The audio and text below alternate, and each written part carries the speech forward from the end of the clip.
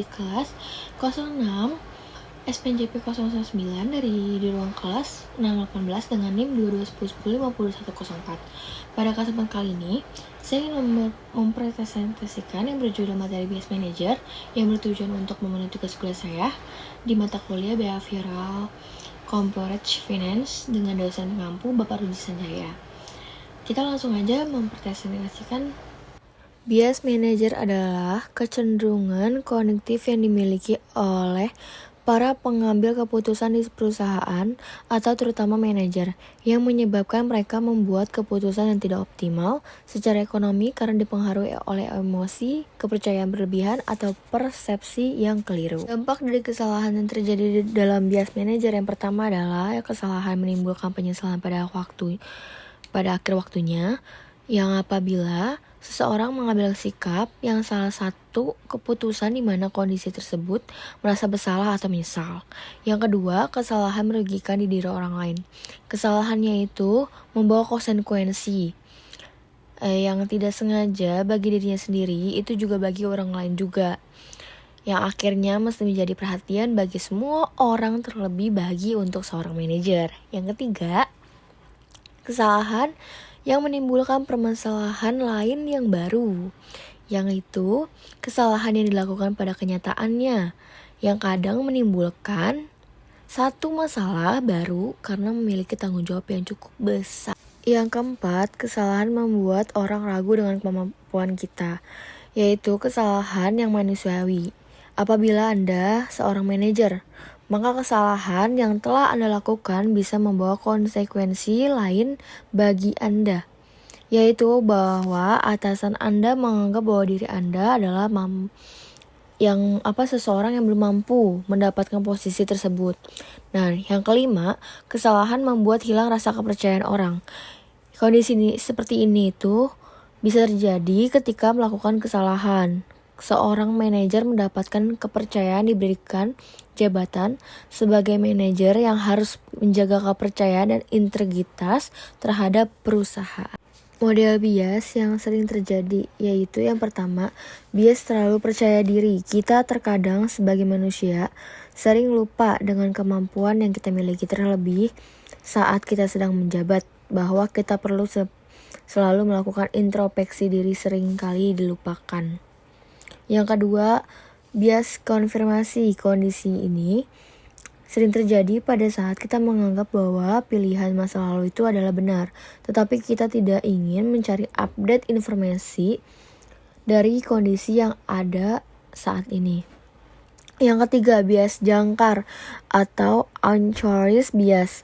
Kondisi bias jangkar lebih melihat bahwa informasi awal adalah yang paling benar. Yang keempat, bias ketersediaan, yaitu kondisinya hampir sama dengan bias konfirmasi, namun bias ketersediaan itu seseorang yang hanya melihat masalah dengan jawaban yang sudah tersedia, padahal kita belum tahu apakah jawaban tersebut masih relevan atau tidak dengan kondisi saat ini.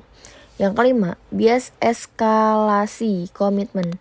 Seseorang bisa saja bersikap keras kepala ketika dalam dirinya sudah semacam komitmen sendiri. Jika kondisi ini benar, apakah yang dilakukan akan merasa benar dan kuat, tetapi sayangnya tidak selalu kondisi seperti ini adalah benar adanya. Strategi bias manager yang pertama, pelatihan dan pendidikan anti bias. Perusahaan menyediakan pelatihan reguler bagi para manajer untuk meningkatkan kesadaran diri terhadap bias pribadi. Yang kedua, pengambilan keputusan berbasis data, yang keputusan bisnis dan manajemen SDM sebaiknya didasarkan pada data objektif. Yang ketiga, standarisasi proses evaluasi, di mana perusahaan menetapkan prosedur baku untuk evaluasi karyawan dan proses promosi, yang termasuk penggunaan Key Performance Indicators atau KPI dan alat ukur berbasis hasil.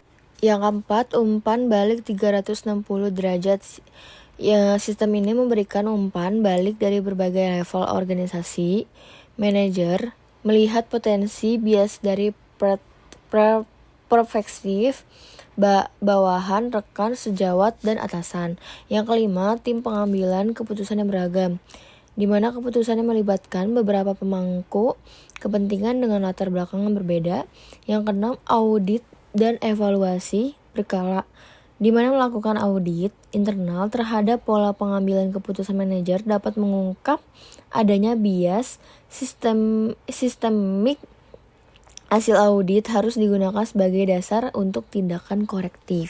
Aspek yang perlu diperhatikan dalam pengambilan bisnis yaitu pengambilan keputusan berhubungan dengan aktivitas bisnis. Ada beberapa hal yang bisa menjadi satu acuan sebelum kita mengambil keputusan bisnis, yaitu yang pertama, memperhatikan nilai individu, yang kedua, memperhatikan pribadi seseorang, yang ketiga, memperhatikan posisi dan kedudukan kita, yang keempat, memperhatikan kesalahan yang dilakukan bisa jadi masalah, yang kelima, memperhatikan situasi dan kondisi saat terjadi masalah, yang keenam, memperhatikan waktu dalam pengambilan keputusan bisnis. Yang ketujuh, memperhatikan emosi dalam pengambilan keputusan. Selanjutnya ada kesimpulan dari bias manajer, yaitu kecenderungan seseorang manajer dalam mengambil keputusan atau menilai kinerja yang berdasarkan persepsi subjektif, asumsi pribadi, atau preferensi tertentu yang tidak selalu didasarkan pada fakta objektif. Bias ini dapat muncul dalam berbagai bentuk seperti bias konfirmasi, stereotip, favoritisme, atau penilaian yang dipengaruhi oleh emosi. Akibatnya, bias manajer dapat berdampak negatif terhadap keadilan dalam mengambil keputusan, penilaian karyawan, serta efektivitas keorganisasi secara keseluruhan. Saya ucapkan terima kasih, semoga presentasi dari saya semoga bermanfaat bagi kalian semua.